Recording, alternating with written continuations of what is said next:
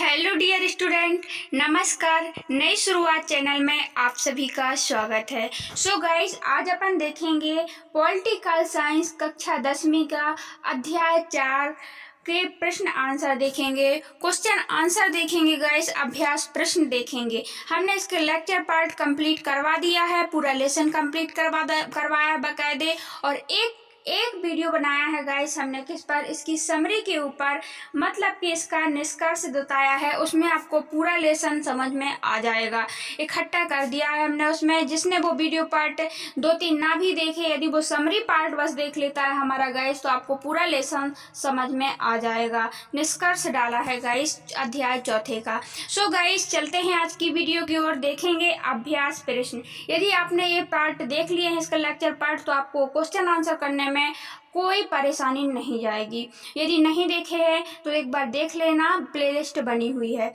और साथ में यदि आप नहीं भी देख पाते हैं, यदि आप इसी वाले पार्ट को देखते हैं, अभ्यास क्वेश्चन को देखते हैं गाइस, तो बड़े ही मज़ेदार तरीके से हम समझाते हुए चलेंगे, जो सिनर्जी के साथ समझाएंगे, पूरे इत्मीनान के साथ समझाएंगे। आप शांति से बैठे रहिए, आराम से वीडियो को देखिए, ध्यान से देखिए। यदि आप पूरे वीडियो अच्छी से देख लेते हैं गाइस, तो हम आपसे वादा करते हैं कि आप रट कर नहीं, समझ कर ही जाएंगे। आज समझ कर के जो समझी हुई चीज़ होती है गाइस, वो मेमोरी स्थायी होती है। हमको 1-2 महीने के लिए नहीं पढ़ना है, हमको लाइफ टाइम के लिए पढ़ना है। इसलिए हम समझते हुए चलेंगे, हम रटेंगे नहीं। रटी हुई चीज़ भूल जाती है, समझी हुई नहीं। सो गाइस, हमारा वीडियो लंबा जरूर होता है, लेकिन आपको बार बार देखना नहीं पड़ेगा। यदि आप इस वीडियो को फुल देखे लेते हैं गाइस, आराम से एक वीडियो को 1 से 2 घंटे भी दे लेते हैं, फुल आराम से स्पीड में देखिए गाइस, तो क्या होता है, यदि आप 1 से 2 घंटे तो दे लेते हैं, लेकिन फिर आपको बार बार पढ़ने की ज़रूरत नहीं होती है। क्या होता है, हम जल्दी जल्दी फुल स्पीड में तो किसी भी चैप्टर को याद कर लेते हैं, लेकिन वो जितने जल्दी याद होता है वो उतने जल्दी भूल भी जाता है गाइस। और यदि आप शांति से बैठकर शांति से याद करते हैं और ज़्यादा टाइम देते हैं किसी भी वीडियो को, तो यदि आप 1 से 2 घंटे देते हैं मेरी वीडियो को, यदि 1 घंटे दे भी लेते हैं गाइस, तो आपको 3-4 घंटे या 3-4 दिन पढ़ने की ज़रूरत नहीं होती है। जल्दी जल्दी पढ़ा हुआ ज्ञान भूल जाता है। जैसे हमने देखा कि हमने आज वीडियो जल्दी से देख लिया, 15 मिनट में करके कंप्लीट कर लिया, लेसन याद कर लिया। और गाइस, वो हम देखते हैं कि 15 दिन बाद हम देखेंगे तो वो अपन को जीरो नॉलेज होता है, वो अपन को पूरा भूल भी जाता है। सो गाइस, अपन को ऐसा नहीं पढ़ना है कि 15 दिन बाद अपन देखें और अपन को पता ना रहे। हमको तो लाइफ टाइम के लिए पढ़ना है। अभी बोर्ड एग्जाम में +95 स्कोर करना है, और साथ में हमको कंपटीशन एग्जाम भी निकालना है। हमारी पढ़ाई का यही अंत नहीं होना चाहिए, नहीं होता गाइस। हमें तो लाइफ टाइम के लिए पढ़ना है। जो पढ़िए उसको जीवन में उतारिए भी। हमारी शिक्षा का मेन उद्देश्य गाइस पेपर निकालना नहीं होना चाहिए, बल्कि जो हमारी शिक्षा दी जाती है उसे जीवन में उतारना चाहिए जीवन में। सो गाइस, चलते हैं आज की वीडियो की ओर, ज़्यादा देर ना करते हुए चलते हैं, देखते हैं फर्स्ट क्वेश्चन। देखिए क्या लिखा है कि जीवन में उन विभिन्न पहलुओं पर जिक्र करें जिनमें भारत में स्त्रियों के साथ साथ भेदभाव होता है या वे कमजोर स्थिति में होती हैं। हमको उन पहलुओं को देखना है गाइस, कि हम देखते हैं जीवन में कि कौन कौन स्थिति ऐसी है, परिस्थिति है जहां पर महिलाओं के साथ भेदभाव होता है और या फिर वो कमजोर स्थिति में है। सो गाइस, हम देखते हैं कि हमारा देश तो बहुत पहले आज़ाद हो चुका है, 1947 में आज़ाद हो चुका है, लेकिन अभी भी महिलाओं की स्थिति में कुछ सुधार नहीं हुए हैं। हम देखते हैं वो अभी भी गुलामी की चपेट में कहीं ना कहीं हैं। अपने ही भारत में ही वो अपने परिवार में भी वो गुलामी की दास्तां एक प्रकार से झेल रही हैं।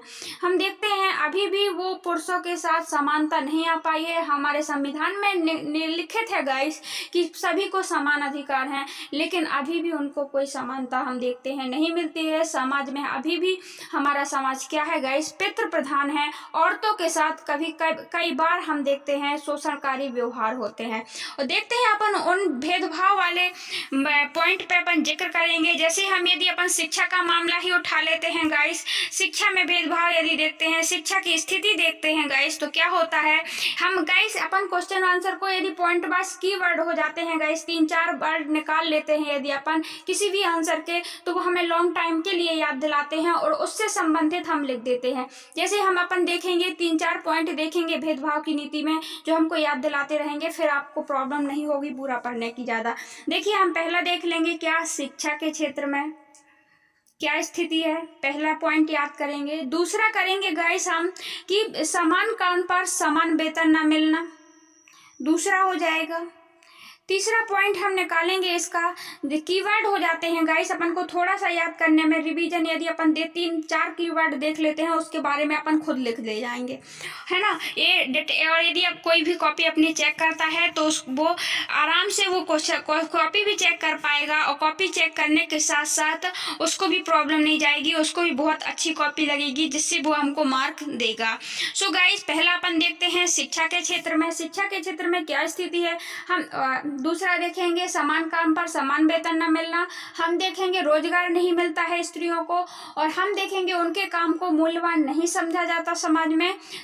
तीसरे 4 पॉइंट हो गए हैं। और पांचवा देखेंगे गाइस, सांसद में हमारी महिलाओं की स्थिति क्या है सार्वजनिक क्षेत्र में, मतलब कि हम देखते हैं नौकरियों में कितनी महिलाएं पहुंच पाती हैं, या फिर सत्ता में कितनी महिलाएं पहुंच पाती हैं। 5 पॉइंट पे बात करेंगे गाइस। देखिए जैसे शिक्षा के क्षेत्र में क्या है, मात्र 54% ही है, जबकि पुरुष कितने फीसदी है, 76% है। महिलाओं में साक्षरता की दर अभी भी मात्र कितनी फीसदी है गाइस, ओनली 54% है। सो अपन इतना डाटा ये जरूर याद रखना आपकी महिलाओं की 54% है, अपना ये तो आप लिख ले जाएंगे, और पुरुषों की 76% है। यदि आप एक ही वर्ड याद रखते हैं तो आपको आंसर याद करने में कोई प्रॉब्लम नहीं होगी।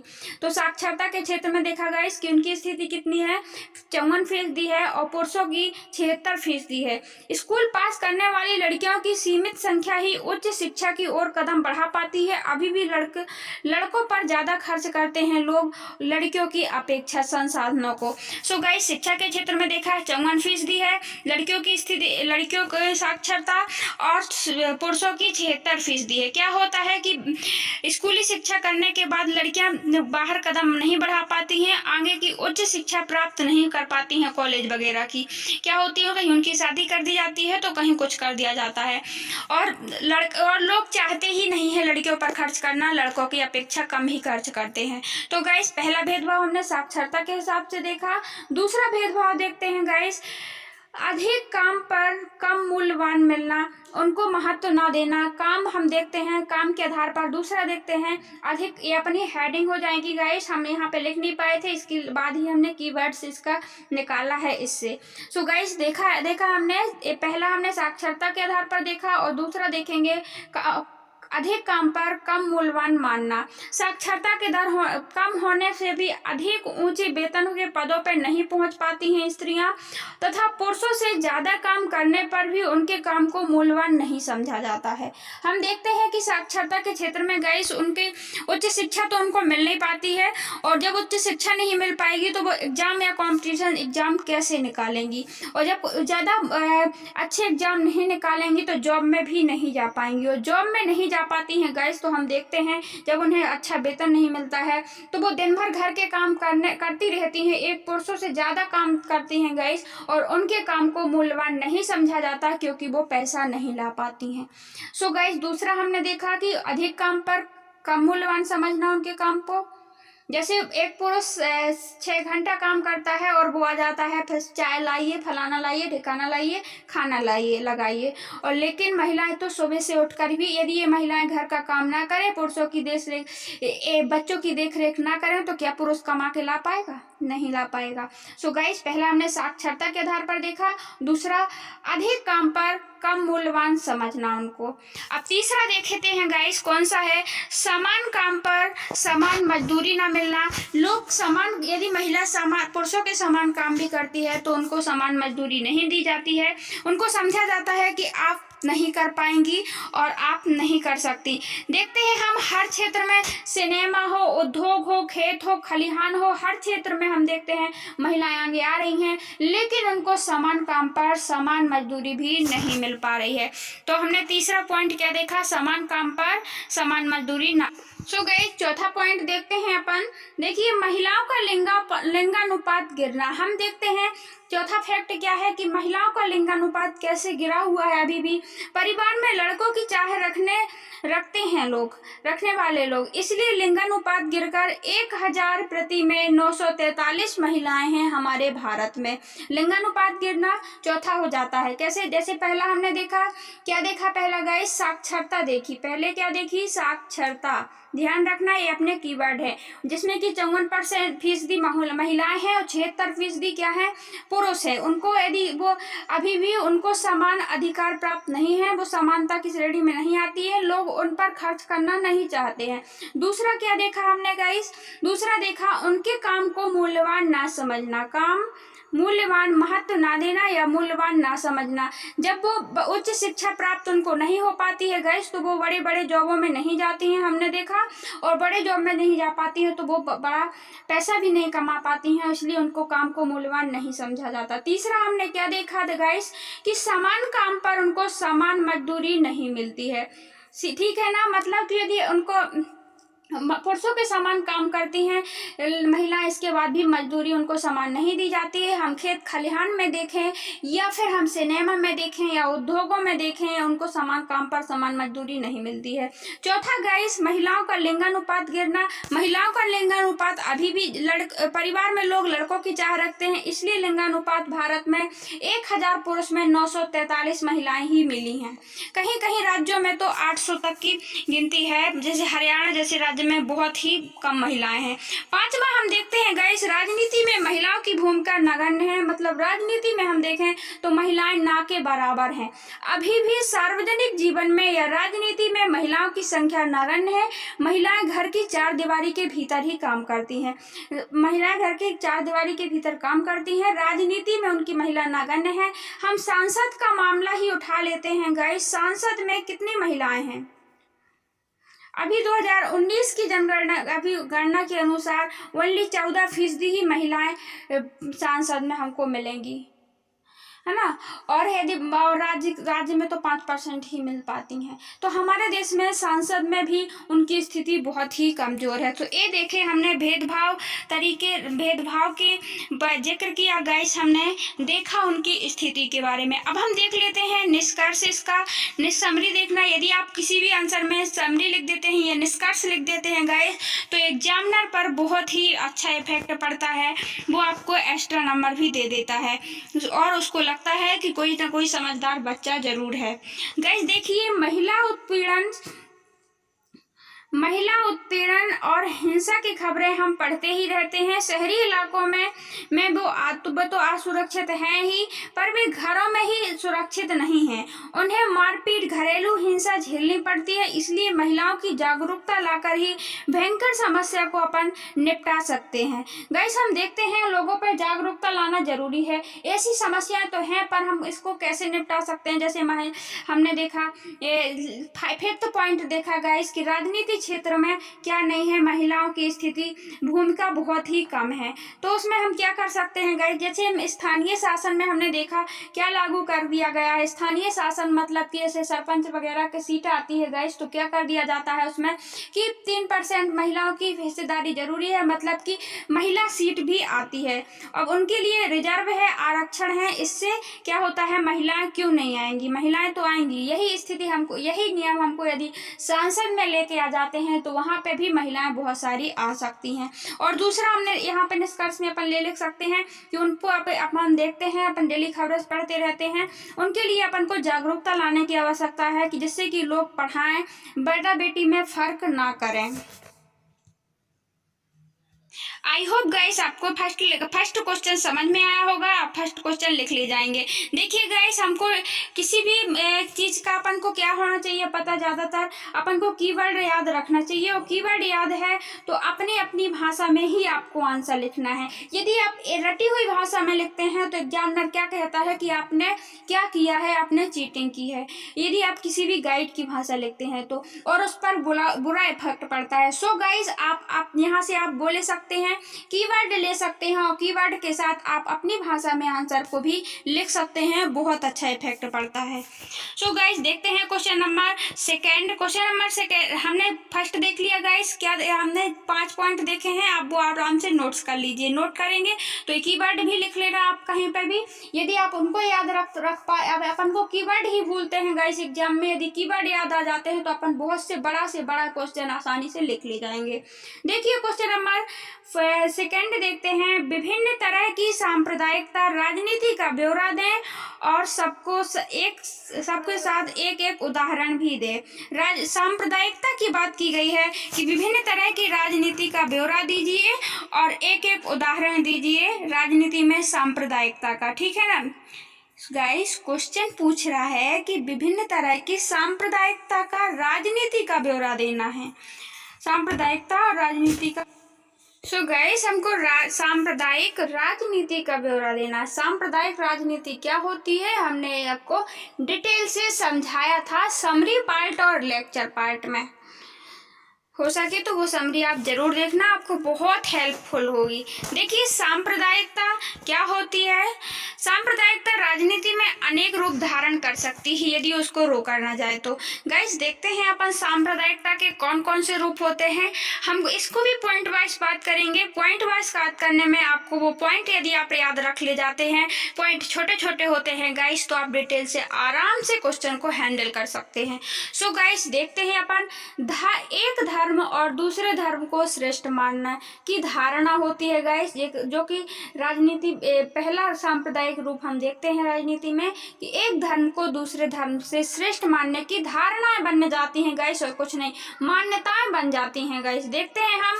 देखिए जो ये क्वेश्चन का आंसर है, सांप्रदायिकता की अभिरुचि दैनिक जीवन में दिखती है। धार्मिक पूर्वाग्रह, धार्मिक समुदायों की धारणा, एक धर्म को दूसरे धर्म से श्रेष्ठ मानने की मान्यताएं हम देखते हैं कि हम दैनिक जीवन मतलब नियमित जीवन में भी हम इसको देख सकते हैं कि ऐसी हमारी धारणाएं बन जाती हैं। धार्मिक पूर्वाग्रह हो जाते हैं गाइस, धार्मिक अंधविश्वास हो जाते हैं, धार्मिक समुदाय की एक समुदाय की धारणा बन जाती है क्या कि हमारा धर्म सर्वश्रेष्ठ है तुम्हारे धर्म से अपेक्षा। ये होती है सांप्रदायिक भावना।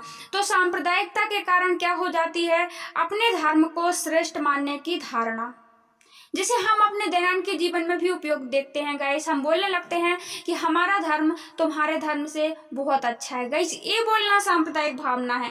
लेकिन यदि हम ऐसा बोलते हैं कि हमारा धर्म सर्वश्रेष्ठ धर्म है, ये कोई सांप्रदायिक भावना नहीं है। यदि हम बोलें गाइस कि हमारा धर्म और जैन धर्म से सर्वश्रेष्ठ है, और हमारा धर्म सबसे अच्छा है और जैन धर्म सबसे खराब है, तो ये होती है गाइस सांप्रदायिक भावना। तो सांप्रदायिक भावना की एक धारणा बन जाती है, मन में अपने आ जाता है समुदायों का कि हमारा धर्म सर्वश्रेष्ठ है।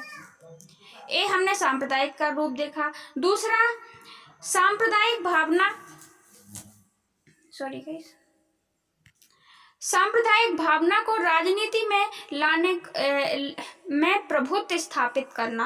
हम देखते हैं दूसरा पॉइंट क्या है गाइस, सांप्रदायिक भावना को राजनीति में स्थापित करना। ये गलत है ना एक प्रकार से। यदि हम राजनीति में स्थापित करते हैं तो इसमें जो इसका एक प्रकार से क्या कर लिया जाता है गाइस, वो उठा लिया जाता है, फायदा उठाया जाता है। सांप्रदायिक भावना का राजनीति लोगों में प्रभुत्व में स्थापित दिखाई देता है गाइस। देखते हैं धर्म के आधार पर राजनीतिक दलों को गठन करना, धीरे धीरे धर्म आधारित अलग राज्य की मांग करना देश की एकता को हानि पहुंचाते हैं। जैसे भारत में अकाली दल, हिंदू महासभा, धर्म के आधार पर खालिस्तान की मांग करना ये गलत है। जैसे हम देखते हैं क्या होता है, सांप्रदायिक भावना तो यदि हाँ ठीक है आ जाती है तो राजनीति में हम देखते हैं बहुत से राजनीतिक दल बन जाते हैं कि ये हमारे धर्म के लोग रहते हैं यहाँ पे, और हमारा धर्म ऐसा है वैसा है, ठीक है ना। एक क्या बन जाते हैं, दल बन जाते हैं गाइस। और देश में एकता को ये दल क्या कहते हैं, हानि पहुंचाते हैं। वो क्या करने लगते हैं धीरे धीरे, वो जिसमें कि हम देखते हैं सांप्रदायिक भावना फालतू की भावना है एक प्रकार से, क्योंकि हम देखते हैं कि सभी धर्म के जो सिद्धांत है, नियम है, नैतिकता है, वो सबकी एक है गाइस। वो कभी भी किसी धर्म का, कोई भी धर्म ये इजाजत नहीं देता है गाइस किसी को शोषण करना, किसी को परेशान करना, ये कभी या किसी की भावनाओं को ठेस पहुंचाना, ये कोई भी धर्म या अनैतिकता की बात कोई भी धर्म नहीं करता है। मानने के तरीके अलग अलग होते हैं गाइस धर्म को, लेकिन हम देखते हैं कि सभी धर्म सही सिद्धांत उनके बहुत अच्छे होते हैं। चाहे जैन धर्म को उठा लो गाइस तो उसमें सत्य अहिंसा की बात की जाती है, चाहे अपन बौद्ध धर्म को उठा लें तो उसमें भी सत्य अहिंसा की बात ही की जाती है गाइस। राजनीति में यदि अपन उठा लेते हैं तो क्या होता है, आगे दल बन जाते हैं, दल के साथ साथ वो अलग राज्य की मांग करने लगते हैं, जो एकता के लिए हमारे देश की हानिकारक है। तो हमने पहला देखा गाइस कि एक धर्म को दूसरे धर्म से श्रेष्ठ मानना, दूसरा देखा सांप्रदायिक भावना को राजनीति में लाना और प्रभुत्व स्थापित करना, और वोट प्राप्ति में धार्मिक भावनाओं को भड़काना। सबसे बड़ा गलत पॉइंट गाइस क्या होता है कि वोट प्राप्ति के लिए लोग क्या कर देते हैं, एक छोटे से स्वार्थ के लिए धार्मिक भावना को उकसा देते हैं। जैसे भी सांप्रदायिकता के आधार पर राजनीति के दल पर राजनीति का मिश्रण करते हैं तथा चुनाव में वोट प्राप्ति को धार्मिक भावना को उकसाते हैं। जैसे भारत में भारतीय जनता पार्टी धर्म के नाम पर वोट हासिल करना चाहती है। गाइस क्या होता है, इसमें बहुत सारी पार्टियां बन जाती हैं, पार्टियां बन करके क्या करती हैं, जैसे कि धार्मिक आधार पर राजनीति को उकसा देती हैं। राजनीति में धार्मिक यदि जो जैसे कोई दल है गाइस, या फिर हम देखते हैं यहाँ पे हिंदू धर्म के बहुत सारे लोग रहते हैं, तो हमें ये नहीं उकसाना चाहिए गाइस। राजनीतिक पार्टियां क्या कहती हैं, हम हिंदू हैं, आप भी हिंदू हैं, आपकी मांग को हम पूरा करेंगे, गाइस हमको वोट दे दो। ये तो गलत बात है ना। हमें इंसान को धर्म या जाति के आधार पर वोट नहीं देना चाहिए, हमें तो उसकी काबिलियत देखना चाहिए। जो एक के लिए यदि बुरा हो सकता है तो वो कभी हमारे लिए भी बुरा होता है। उन पार्टियों का उद्देश्य अपना स्वार्थ सिद्ध करना होता है गाइस, अपना घर भरना होता है। वो कभी भी यदि दूसरों का बुरा कर सकती हैं गाइस, यदि मुस्लिम लोगों का बुरा कर सकती हैं तो हिंदू लोगों का भी बुरा कर सकती हैं। और यदि जो पार्टी यदि एकता की भावना और इंसानियत की भावना से लड़ती है गाइस, तो हम देखते हैं वो यदि कोई पार्टी मुस्लिम का बुरा नहीं कर सकती तो वो हिंदू का भी बुरा नहीं कर सकती, या फिर मुस्लिम का यदि किसी का भी एक इंसान का बुरा कर सकती है तो वो सबका कर सकती है। उनका उद्देश्य सिर्फ घर को भरना होता है। आई होप गाइस आपको समझ में आ रहा होगा। देखिए हमने सांप्रदायिकता के 3 रूप देखे, यहाँ पे हमने कौन कौन सा रूप देखा, जल्दी से रिवाइज करते हैं। अपने धर्म को श्रेष्ठ मानने की धारणा बन जाती है, एक अंधविश्वास टाइप का। दूसरा हमने देखा राजनीति को सांप्रदायिक भावना को राजनीति में लाना और एक क्या करना, अलग राज्य की मांग करना। तीसरा हमने देखा गाइस वोट पर धार्मिक भावनाओं को उकसाना।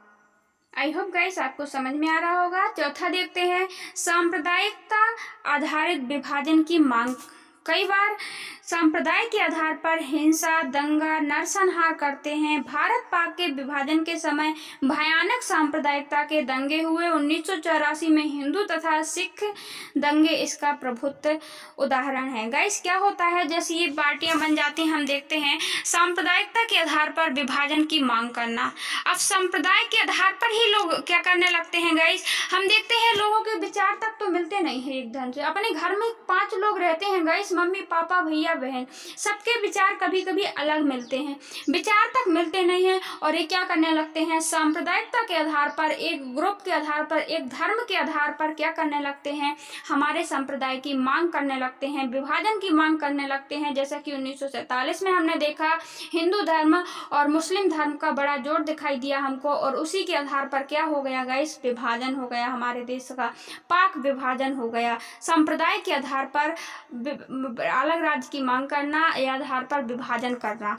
जैसे गाइस हमने वहाँ पे देखा था 1984 में हिंदू तथा सिख दंगे का प्रभुत्व उदाहरण करना। क्या यदि अब ये सांप्रदाय के आधार पर मांग तो कर रहे हैं, क्या इसी के लोग रहने वाले हिंदू हिंदू भले ही हैं गाइस, लेकिन इनके ही तो विचार नहीं मिलते हैं, तो फिर इनका भी विभाजन करो, फिर इनका भी विभाजन करो गाइस। ये अलग है, ये हिंदू अलग है, ये वाले यहाँ पे देखते हैं ये हिंदू अलग सोचते हैं, ये हिंदू अलग सोचते हैं, ये हिंदू अलग सोचते हैं, तो सबका विभाजन करो। कहाँ तक विभाजन करोगे आप गाइस? तो हमें सांप्रदायिकता के आधार पर अपन धर्म को मानने के तरीके अलग अलग होते हैं, सिद्धांत अलग अलग नहीं होते हैं, इसलिए हमें सांप्रदायिकता के आधार पर हमें ऐसा विभाजन नहीं करना चाहिए और लोगों पर सांप्रदायिकता की भावना नहीं लाना चाहिए। सर्व धर्म एक है।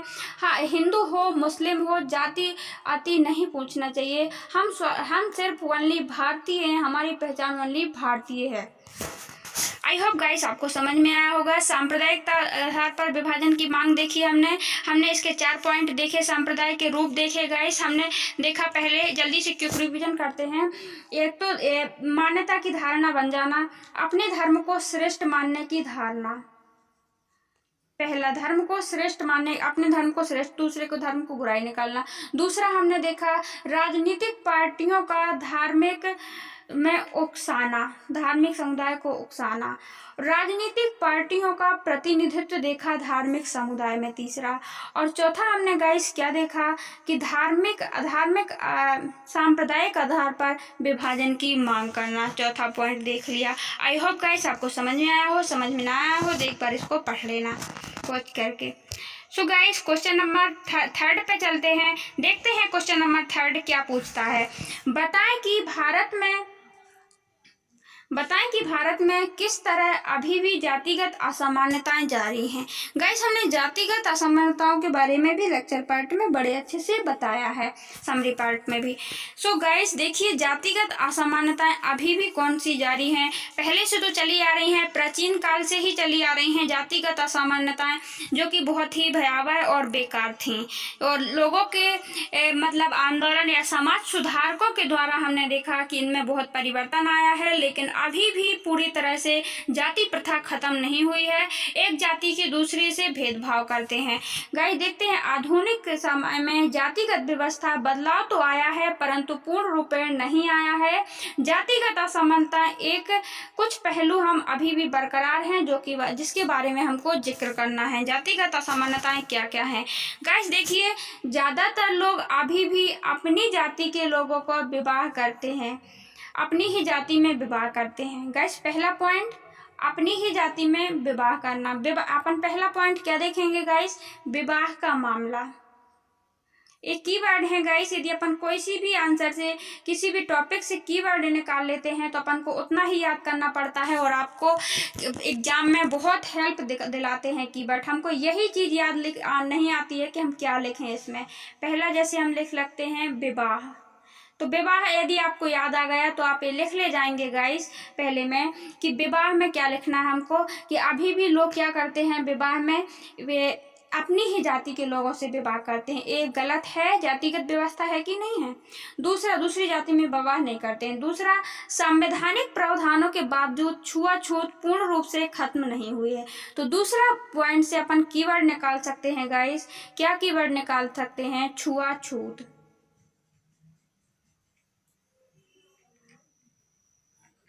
छुआछूत निकाल सकते हैं, दूसरा कीवर्ड हो जाएगा। इसमें लिखने में प्रॉब्लम है गाइस, यदि आप कॉपी में लिखने में कोई प्रॉब्लम नहीं जाती है, आप अपनी कॉपी में लिख सकते हैं।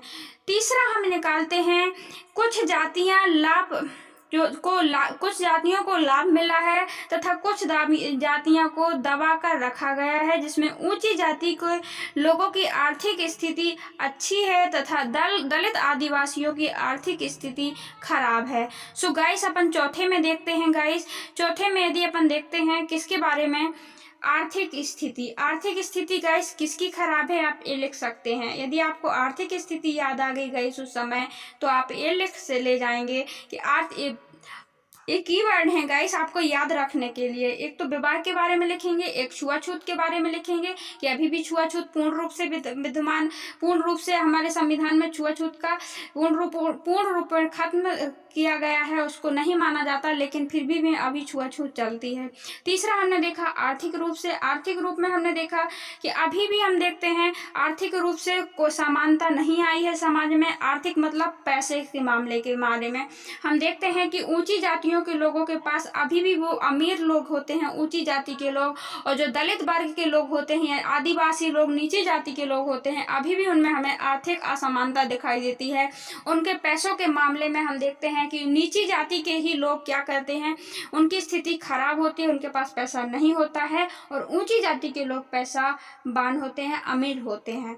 सो गाइस, अभी हमने ये देखा। अब देखते हैं चौथा, गरीबी रेखा के नीचे रहने वाले लोग ज्यादातर क्या होते हैं, नीची जाति के लोग देखे जाते हैं। ऊंची जाति का प्रतिशत सबसे कम है। सो गाइस, हमने ये 4 पॉइंट देखे। आई होप आपको समझ में आ रहा होगा। सो गाइस, देखते हैं अपन 5वां पॉइंट। सभी जातियों को अमीर गरीब हैं, पर ऊंची जाति के लोग कम गरीब हैं और नीची जाति के लोग ज़्यादा गरीब हमको दिखाई देते हैं। तो गरीबी के मामले में हमने देखा, अपन एक पॉइंट निकाल सकते हैं 5वां, गरीब सभी जातियां अधिकतर गरीब और अमीर तो हैं, लेकिन ज़्यादा अधिकतर कौन गरीब देखा जाता है गाइस को, जो नीची जाति के लोग होते हैं। कभी ब्राह्मण क्षत्रिय बहुत कम ही गरीब मिलेंगे आपको, लेकिन आदिवासी हम देखते हैं बहुत संख्या गरीब पाई जाती है। आई होप आपको समझ में आ रहा होगा। क्वेश्चन नंबर 6 देखिए, जो जातियां पहले से ही शिक्षा में आगे थीं, आधुनिक शिक्षा व्यवस्था में भी वो ही आगे हैं। जिन जातियों का पहले से ही वंचित थी, उनके सदस्य अभी भी पिछड़े हुए हैं। गाइस, हमने देखा, अपन एक डिफरेंस ये भी देख सकते हैं, एक असमानता यह भी देख सकते हैं कि जो जातियों के लोग पहले से ही शिक्षित थे, जैसे क्षत्रिय हैं, ब्राह्मण हैं और बड़ी बड़ी जातियां हैं, जो पहले से ही क्या थी, शिक्षा के मामले में ठीक थी, तो वो उनके बच्चे अभी भी हम देखते हैं वो ज़्यादा शिक्षित हैं। और जो वंचित परिवार से थी, जो शिक्षा में कम थी, अभी बदलाव तो आया है गाइस, कुछ कुछ शिक्षा हो रही हैं, लेकिन अभी भी ऊंचे पदों पर वो नहीं पहुंच पाई हैं। अभी भी उन जातियों में पहले से ही उनके सदस्य अभी भी पिछड़े हुए हैं। जातियों के बारे में देखा गाइस। शिक्षा के बारे में लिख सकते हैं, आप कीवर्ड बना सकते हैं। निष्कर्ष हम निकालते हैं, आज भी जाति आर्थिक हैसियत के निर्धारण से बहुत महत्वपूर्ण भूमिका निभाती है, क्योंकि अभी भी जातिगत असमानताएं हैं। हम देखते हैं आर्थिक स्थिति में आर्थिक असमानता भी देखा हमने। क्या देखा गाइस, हमने इस वाले क्वेश्चन के आंसर में हमने 4-5 पॉइंट निकाले थे गाइस। कौन कौन से हैं, जैसे हम देखते हैं छुआछूत का मामला भी होता है। हमने क्या देखा गाइस, आप ध्यान दीजिए। एक तो हमने देखा क्या, विवाह के मामले में असमानता, लोग एक जाति से दूसरी जाति में विवाह नहीं करते हैं, तो एक पहला हम निकाल सकते हैं विवाह। दूसरा पॉइंट निकाल सकते हैं गाइस छुआछूत, अभी भी पूर्ण रूप से छुआछूत नहीं गई है। छुआछूत गाइस, इसमें लिखने में प्रॉब्लम है, आप लिख सकते हैं, ठीक है ना। तीसरा हमने देखा कि आर्थिक स्थिति किसकी खराब है गाइस, आर्थिक स्थिति में भी असमानता दिखाई देती है। मतलब पैसे के मामले में ज़्यादातर बड़ी जाति के लोग की स्थिति अच्छी है, ज़्यादातर हमको गरीब लोग कौन दिखते हैं गाइस, आदिवासी या दलित परिवार या नीची जाति के लोग ही दिखते हैं। तो तीसरा पॉइंट आप कीवर्ड निकाल सकते हैं, आर्थिक स्थिति के आधार पर देखें हम गाइस, तो किसकी असमानता क्या दिखती है हमको, आर्थिक स्थिति में असमानता दिखती है कि ज़्यादातर बड़ी जाति के लोग ही आर्थिक रूप से सही हैं, उनकी स्थिति अच्छी है और उनकी नहीं है। चौथा पॉइंट हम लिख सकते हैं गाइस, चौथा कीवर्ड कि गरीबी रेखा में यदि अपन देखें, गरीबी रेखा के आधार पर देखें, राशन कार्ड के आधार पर देखें गाइस, तो गरीबी रेखा में किसका नाम आता है, ज़्यादातर छोटी जातियों का लोग आता है, क्योंकि वो अभी भी हम देखते हैं वो जातियाँ अभी भी गरीब की गरीब हैं, ठीक है guys.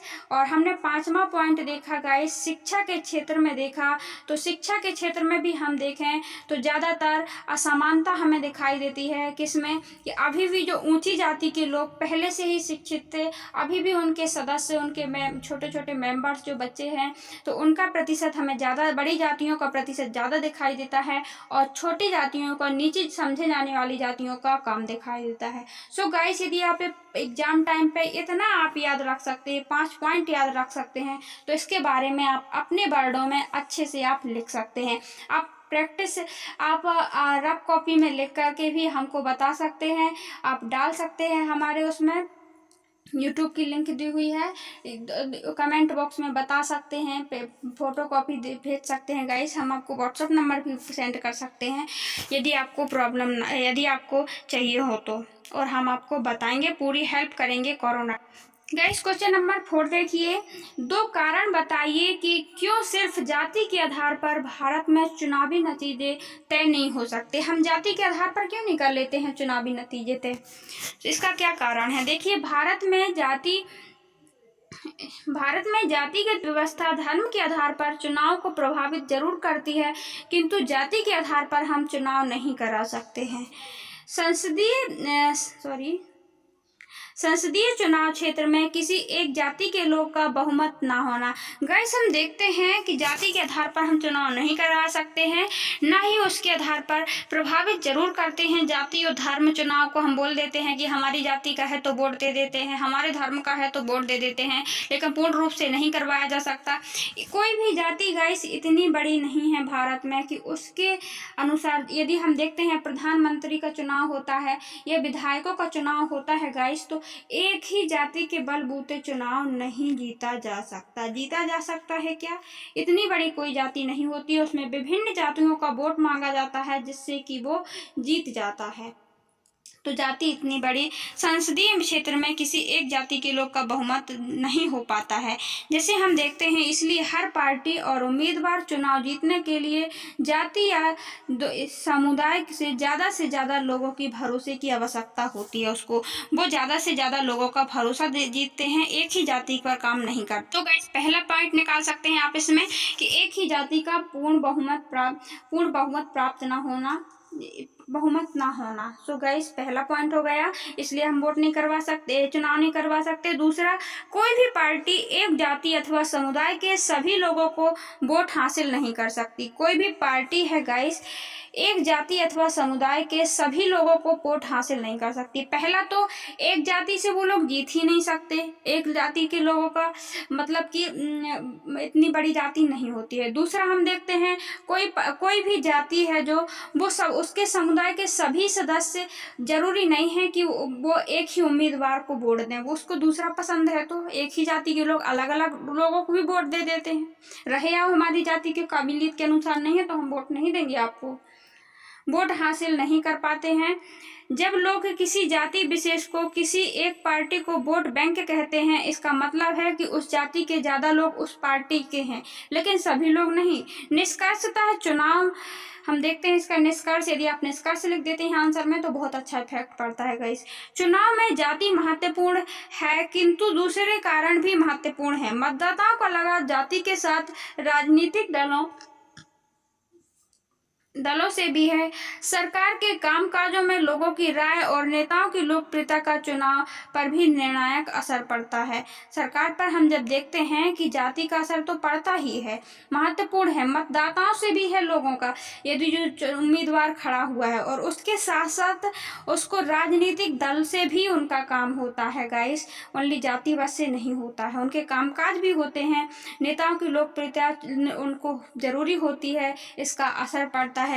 So guys I hope आपको समझ में आया होगा। पहला हमने पॉइंट देखा कि इसलिए नहीं करवा सकते कि उसको क्यों नहीं करवा सकते कि संसदीय चुनाव क्षेत्र में किसी एक जाति का पूर्ण बहुमत नहीं होता है, उसके आधार पर नहीं जीता जा सकता। और दूसरा, इनको जरूरी नहीं है कि एक ही जाति के लोग एक ही इंसान को वोट दे दें। देखते हैं क्वेश्चन नंबर 5 गाइस, जल्दी चलते हैं। भारत की विधायिका में महिलाओं का प्रतिनिधित्व की स्थिति देखते हैं। क्या है भारत की विधायिका में महिलाओं की स्थिति कितनी है। भारत में विधायिका में हमने इसके बारे में डिटेल से आपको पहले भी बता चुके हैं, एक बार और बता देते हैं। देखिए भारत विधायिका में महिलाओं का प्रतिनिधित्व बहुत कम है। जैसे लोकसभा सांसद की संख्या महिलाओं की 20% से भी नहीं है। 2019 में के अनुसार संसद में महिलाओं की संख्या को हमने देखा गाइस तो 14% ही ओनली। सोचिए राज्य में उनका प्रतिनिधित्व यदि हम संसद में देखें तो 14% ही है, और यदि राज्य में देखें प्रत्येक राज्यवार में देखते हैं तो 5% से भी कम है। संसद मतलब कि हम लोकसभा, राज्यसभा जिसमें हो जाती हैं और राष्ट्रपति वगैरह आते हैं, ठीक है ना, वो होती है संसद। तो उसमें कितनी है, ओनली 14% है। और राज्य में हम देखते हैं जैसे प्रधानमंत्री, मुख्यमंत्री वगैरह है, राज्यपाल वगैरह है, इनमें इनकी स्थिति 5% ही है। इस मामले में भारत में दुनिया में अन्य देशों से भी बहुत कम महिलाएं संसद में आ पाई हैं। जैसे कि भारत अफ्रीका, लैटिन अमेरिका के कई देशों से भी बहुत ही कमज़ोर है, महिलाओं की स्थिति बहुत ही कमज़ोर है। सो गाइस, देखते हैं हमारे भारत में कभी कभी महिला यदि प्रधानमंत्री या मुख्यमंत्री बन भी जाती है तो उसका वर्चस्व नहीं होता है, तो मंत्रिमंडल में पुरुषों का वर्चस्व होता है। मंत्री यदि कोई प्रधानमंत्री महिला बन ही जाती है गाइस, क्या होता है, यदि हमारे भारत में बन भी जाती है तो वर्चस्व ज़्यादा दिखाई उसके साथ में कौन होता है, ओनली पुरुष होते हैं। जब एक महिला होगी इतने सारे पुरुष होंगे गाइस, हम देखते हैं उसके अगल बगल मंत्रिमंडल में, तो इसका वर्चस्व नहीं रहेगा। इसकी बात को उतना अधिकतर वो अपने कामकाजों को नहीं निपटा पाएगी, या फिर हर फैसला वो अपने अनुसार नहीं ले पाएगी, या लेगी भी तो उसकी मानसिकता भी इन पुरुषों की तरह हो जाएगी। सो गाइस, ये देखिए हमने महिलाओं की स्थिति संसद में 14% है और अन्य देशों से भी खराब स्थिति है हमारे भारत में। गाइस, क्वेश्चन नंबर 6 देखते हैं। इसके लिए हम क्या कर सकते हैं गाइस, उनका आरक्षण दिला सकते हैं, संसद में भी उनकी निश्चित सीट आरक्षित कर सकते हैं जिस प्रकार स्थानीय शासन में है। ये हम निष्कर्ष आप लिख दीजिए, आपको बहुत अच्छा इफेक्ट पड़ेगा। देखिए क्वेश्चन नंबर 5, किन्हीं 2 देशों का जिक्र करें जो भारत और जैसे भारत को धर्मनिरपेक्ष बनाते हैं। सॉरी गाइस, किन्हीं 2 देशों जिक्र करें जो भारत को धर्मनिरपेक्ष बनाते हैं। सॉरी गाइस, यहाँ पे देशों नहीं होगा, किसी भी 2 बातों का हमको जिक्र करना है जो भारत को धर्मनिरपेक्ष बनाते हैं। देखिए क्वेश्चन नंबर 5, इसका क्वेश्चन आप एनसीईआरटी बुक में देख लीजिएगा क्या लिखा है। देखिए आंसर क्या है, संविधान निर्माताओं ने संविधान सांप्रदायिकता से निपटने के लिए धर्मनिरपेक्ष राज्य का शासन का मॉडल चुना है। धर्म को संविधान में महत्वपूर्ण प्रावधान है। धर्मनिरपेक्ष शासन के हमें इसके ये बताना था गाइस, धर्मनिरपेक्ष शासन के हमको वो बताना है कि क्या प्रावधान है हमारे संविधान में। सो गाइस, देखते हैं हमारे जो संविधान निर्माता हैं उनके सामने एक बड़ी चुनौती थी धर्म की, किस धर्म को अपनाया जाए। जब संविधान का निर्माण किया गया गाइस, तो हमने देखा कि भारत में किसी एक धर्म का वर्चस्व नहीं है, यहाँ पे बहुत सारे धर्म के लोग रहते हैं। जैसे पाक ने अपना धर्म चुन लिया, क्या गाइस, उन्होंने चुन लिया, वहाँ पे पाक में हम देखते हैं पाकिस्तान में इस्लामिक धर्म है, और हम देखते हैं श्रीलंका में बौद्ध धर्म है। सॉरी गाइस, श्रीलंका में गाइस बौद्ध धर्म है, लेकिन हमारे भारत का कोई धर्म नहीं है, वो सभी धर्म को विशेष मानता है और सभी धर्म को समान मानता है। तो इसलिए भारत ने क्या किया, यहाँ पे यदि एक धर्म को चुन लेते हैं तो दूसरे धर्म को प्रॉब्लम हो जाती है गाइस, ये होता है। अब देखते हैं इसके धर्मनिरपेक्ष के प्रावधान क्या हैं। भारत में किसी धर्म को राजकीय धर्म के रूप में स्वीकार नहीं किया गया है। जैसे श्रीलंका में बौद्ध धर्म है, पाक में इस्लाम धर्म है, इसके विपरीत भारत में कोई भी धर्म की चर्चा नहीं की गई है। दूसरा हम देखते हैं, संविधान के सभी नागरिकों को धर्म प्रचार और पालन करने की आज़ादी देता है। संविधान राज्य के सभी नागरिकों को, देश के सभी नागरिकों को कोई भी धर्म वो मान सकता है, उसको फुल आज़ादी है, वो किसी भी धर्म का प्रचार कर सकता है, फुल आज़ादी है। केवल वो किसी धर्म की बुराई नहीं निकाल सकता गाइस, इसमें पाबंदी है। बहुत अच्छा हमारा देश के संविधान निर्माताओं ने किया, किसी धर्म को बढ़ावा नहीं दिया, देता है तो वो सबको देता है, सबके लिए समान है, निरपेक्ष रूप से न्याय करता है, किसी धर्म का प्रभाव उस पर नहीं है। गाइस, तीसरा देखते हैं, धर्म के आधार पर भेदभाव को असंवैधानिक घोषित किया गया है। मतलब धर्म के आधार पर आप भेदभाव नहीं कर सकते कि आप हिंदू धर्म के हैं, आप मुस्लिम धर्म के हैं, इसलिए आपको ये अधिकार प्राप्त नहीं है। तो ऐसा बिल्कुल भी नहीं है हमारे संविधान में। तो हमने ये धर्मनिरपेक्ष की 3 बातों को जिक्र किया गाइस, कैसे करती हैं। जैसे कि हमने देखा किसी भी धर्म को राजकीय धर्म स्वीकार न करना, पहला राजकीय धर्म नहीं माना, सब धर्म बराबर है। दूसरा, सभी नागरिकों को आज़ादी देना, ये क्या है, धर्मनिरपेक्ष शासन का एक बहुत बड़ा पहलू है।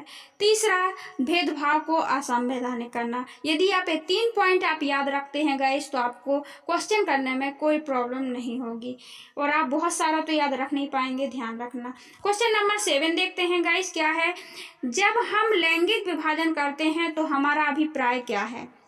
लैंगिक विभाजन मतलब स्त्री पुरुष, तो हमारा उस समय क्या अभिप्राय होता है, एक स्त्री एक पुरुष के बीच जैविक अंतर है क्या, इसीलिए लैंगिक विभाजन है।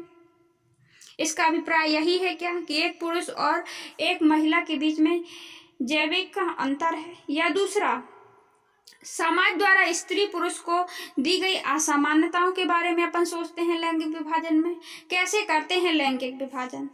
या ग नंबर, बालक बालिकाओं की संख्या का अनुपात के आधार पर हम लैंगिक विभाजन करते हैं। या लोकतांत्रिक व्यवस्थाओं में महिलाओं को मतदान का अधिकार ना मिलना, ये है लैंगिक विभाजन। सो गाइस, जो राइट आंसर है वो है ऑप्शन नंबर ख, हम करते हैं समाज द्वारा स्त्री और पुरुष को दी गई असमानताएं।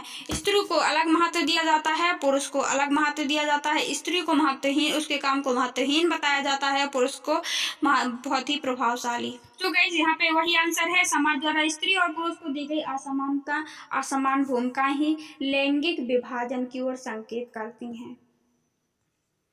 देखिए क्वेश्चन नंबर 8 क्या दिया है, भारत में यहाँ औरतों के लिए आरक्षण व्यवस्था है। कहाँ पर आरक्षण की व्यवस्था की गई है भारत में, क्या लोकसभा में उनकी सीटें निश्चित की गई हैं, आरक्षण दिया गया है कि इतनी महिलाएं होनी चाहिए, अब लोकसभा सीट में महिलाओं की संख्या आएगी, या विधानसभा में कि मंत्रिमंडल में, या पंचायती राज व्यवस्था में। सो गाइस, जो राइट आंसर है वो है घ नंबर, पंचायती घा है गाइस, यहाँ पे खा नहीं है, पंचायती राज व्यवस्था में ये व्यवस्था की गई है। हम देखते हैं महिलाओं की सीट आती हैं, स्थानीय शासन या पंचायती व्यवस्था वही है। क्वेश्चन नंबर 9 देखते हैं अपन। क्वेश्चन नंबर 9 है, सांप्रदायिक राजनीति का अर्थ संबंधी निम्नलिखित कथनों पर गौर करें। सांप्रदायिक राजनीति इस धारणा पर आधारित है कि सांप्रदायिकता क्या कहलाती है। गाइस, इसमें क्वेश्चन पूछा गया है, देखिए क्या सांप्रदायिकता यह है कि एक धर्म को दूसरे धर्म से श्रेष्ठ मानना, या बा विभिन्न धर्मों के लोगों को समान नागरिक रूप से खुशी खुशी साथ रह सकते हैं, कि ये सांप्रदायिकता भावना है क्या। यह एक धर्म के अनुयायी एक समुदाय बनाते हैं, क्या ये सांप्रदायिक भावना है क्या। ऑप्शन नंबर द एक धार्मिक समूह का प्रभुत्व बाकी सभी धर्मों का कायम करने में शासन की शक्ति का प्रयोग नहीं किया जा सकता। इनमें से सही कौन है गाइस, हमको ये सही देखना था, इन अपन जल्दी से चूज करिए गाइस। क्या है, क्या एक धर्म को दूसरे धर्म से श्रेष्ठ मानना, ये सही है क्या, यही सांप्रदायिक भावना है। ये विभिन्न धर्म के लोगों को नागरिक के रूप में खुशी खुशी साथ रह सकते हैं, या एक धर्म के अनुयायी दूसरे धर्म को बनाते हैं। यह धार्मिक प्रभुत्व बाकी धर्मों पर कायम करने का शासन की शक्ति का प्रयोग नहीं किया जा सकता। सो गाइस, इनमें से जो राइट आंसर है वो आप देख सकते हैं।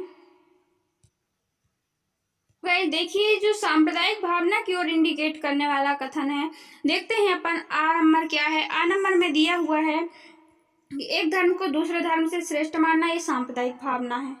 दूसरा हम देखते हैं ये साथ साथ में नहीं रहते, ये सांप्रदायिक भावना नहीं है गाइस। दूसरा हमने देखा जो सा नंबर, एक धर्म के अनुयायियों का एक समुदाय बनाना, ये एक सांप्रदायिक भावना है। आई होप गाइस आपको, तो इसमें से जो और दावा नंबर, प्रभुत्व बाकी सभी धर्मों पर कायम शासन करने की शक्ति का प्रयोग नहीं कर सकते, ये गलत है गाइस। तो इसमें से राइट है गा नंबर, आ और सा राइट है। सो गाइस, चलते हैं क्वेश्चन नंबर 10 की ओर। देखिए, भारतीय संविधान के बारे में कौन सा कथन गलत है, हमको गलत पर इंडिकेट करना है। एक धर्म के आधार पर भेदभाव की मनाही करता है, ये तो सही है, किसी एक धर्म पर भेदभाव नहीं करता है, तो ये तो राइट हो जाएगा, ध्यान रखना। खा नंबर क्या बता रहा है, एक धर्म को राजकीय धर्म बताता है। गाइस क्या राजकीय धर्म बताता है हमारा भारत? हमारे भारत का कोई एक धर्म है कि धर्मनिरपेक्ष है राज्य? तो गाइस ये गलत है, क्योंकि हमारे यहाँ पे कोई भी एक धर्म को मान्यता प्राप्त नहीं है, कोई भी एक धर्म राजकीय धर्म नहीं है, यहाँ पे सभी धर्म को समान माना जाता है। ग नंबर देखिए, सभी लोगों को कोई भी धर्म मानने की आज़ादी देता है। सभी लोगों को कोई भी धर्म मानने की आज़ादी देता है, बिल्कुल देता है। आप किसी भी धर्म को अपना सकते हैं, किसी भी धर्म का प्रचार कर सकते हैं, पर किसी धर्म की बुराई नहीं निकाल सकते हैं। किसी धार्मिक समुदाय में सभी नागरिकों को बराबरी का अधिकार देता है, बिल्कुल राइट है। तो अपना देखते हैं का नंबर राइट है गाइस, और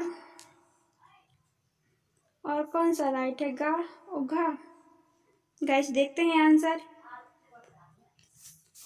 सो इसमें तो राइट है, ओनली अपना एक इसमें गलत बताना था गाइस। तो गलत कौन सा है?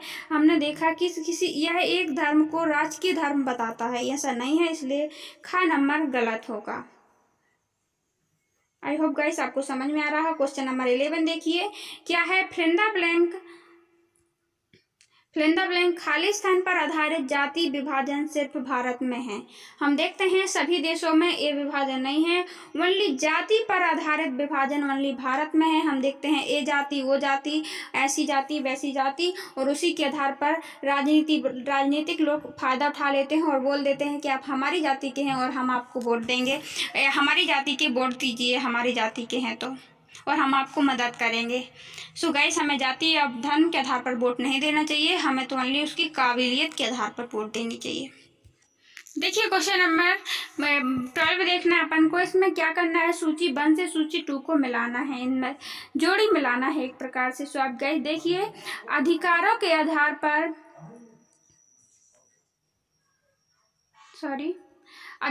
आधार पर अवसरों के मामले में स्त्री और पुरुषों की बराबरी मानने वाला व्यक्ति, मतलब कि अधिकारों के अवसरों और के मामले में स्त्री पुरुषों को बराबरी मानना। ये कौन मानता है स्त्री पुरुष को बराबर? सो गाइस इसका तो हो जाएगा खा वाला। नारीवादी मानते हैं, जो नारीवादी आंदोलन करता है वो हमेशा नारियों को स्त्री पुरुष से बराबर मानते हैं और उसकी हितों की रक्षा भी करते हैं, आंदोलन करते हैं उसके लिए। दूसरा, हम धर्म को समुदाय का मुख्य आधार मानने वाला व्यक्ति, जो धर्म का मुख्य समुदाय का आधार मानने वाला व्यक्ति गाइस, मतलब धर्म ही उसके लिए एक समुदाय का मुख्य आधार है, वो होता है का सांप्रदायिकता व्यक्ति। जाति को समुदाय का मुख्य आधार मानने वाला व्यक्ति क्या होता है गाइस?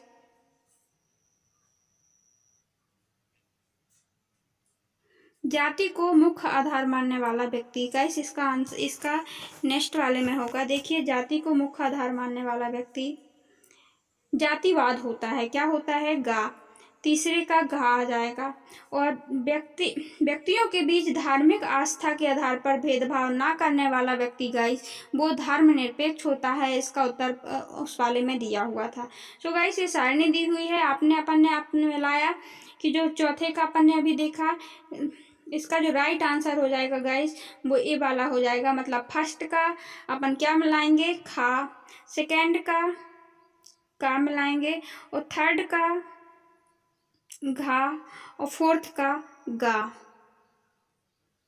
ये 4th नंबर लिखा है, इसका अपन गा से मिलाएंगे। ये 3 नंबर लिखा है, इसका घा से ये राइट हो जाएगा। आई होप गाइस आपको समझ में आया हो। समझ में आया है तो लाइक करें, शेयर करें, सब्सक्राइब करें, और कोई भी क्वेश्चन का आंसर चाहिए हो तो आप कमेंट बॉक्स में कमेंट अवश्य करें, हम उसके आंसर देने की कोशिश जरूर करेंगे। कोई भी इससे संबंधित वीडियो चाहिए हो, कोई भी टॉपिक से रिलेटेड वीडियो चाहिए हो गाइस, तो आप कमेंट बॉक्स में अवश्य बताएं, हम उसमें डालने की कोशिश जरूर करेंगे। यदि आप हमारे चैनल पर पहली बार आए हैं तो सब्सक्राइब कर ही जाएं। So thanks for watching guys, मिलते हैं नेक्स्ट वीडियो पर।